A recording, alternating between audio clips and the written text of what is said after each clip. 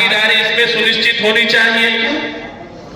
इसीलिए मोदी जी ने चाहे हमारी ग्राम पंचायत रही हो, चाहे हमारे जिला पंचायत रहे हो, चाहे हमारी क्षेत्र पंचायतें रही हो, चाहे नगर पंचायत रही हो, चाहे नगर पालिका रही हो, चाहे विभिन्न सामाजिक संगठन रहे हो, उनसे सबसे प्रस्ताव पर समर्थन मांगा।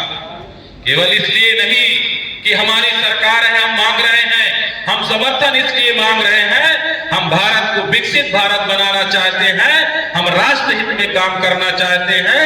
जिस प्रकार से हमने भारत को तीसरी आर्थिक शक्ति बनाने का संकल्प लिया है, हम चौथी पर पहुंच गए हैं। तीसरी नहीं, अगर हम सब लोग प्रधानमंत्री जी के साथ मिल करके काम करेंगे तो निश्चित रूप से उनके विजन को अगर साथ देंगे तो पहली आर्थिक व्यवस्था बनने में भी भारत को बहुत ज्यादा दिन नहीं लगने वाले।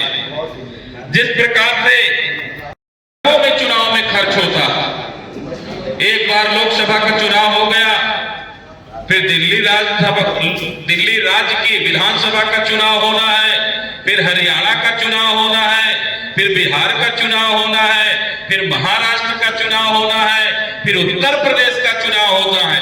कहीं ना कहीं अगर लोकसभा के चुनाव के बाद विभिन्न राज्यों के चुनाव होते हैं तो लगभग हर 6 महीने में देश के चुनाव में जाना पड़ता है, जिससे चुनाव का खर्च भी बढ़ता है, विकास कार्य भी बाधित होता है, जनता का श्रम भी बाधित होता है। अगर हम सब अपने ऊपर ही ले लें, गांव में जब जाओ तो अगर प्रचार करने कोई जाता है, एक चुनाव के बाद 4 महीने बाद विधानसभा का चुनाव आ गया, अरे अभी 1 महीना पूरा ये सब चुनाव में परेशान किए, फिर चुनाव आ गया। जनता भी बोलती है कि कैसे हम आपका साथ दें, रोज रोज तो चुनाव होता है।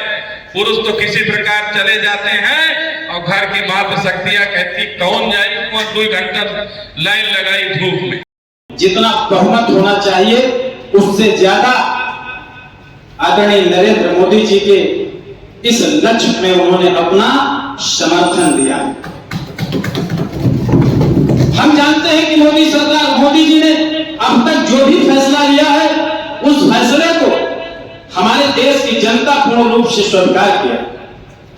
आज हम सब लोग व्यापारी समाज से हैं तो हमको बताने की जरूरत है, समझाने की जरूरत है कि एक चुनाव और एक राष्ट्र से क्या फायदा है।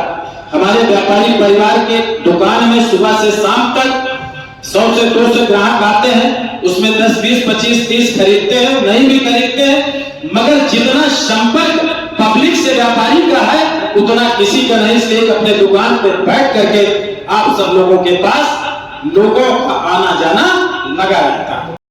के चुनाव को रोका जाए और पूरे देश में एक साथ ये चुनाव कराया जाए, जिससे कि विकास की निरंतरता बनी रहे। एक राष्ट्र एक चुनाव का ये भी महत्व है। अगर एक बार देश में चुनाव हो जाते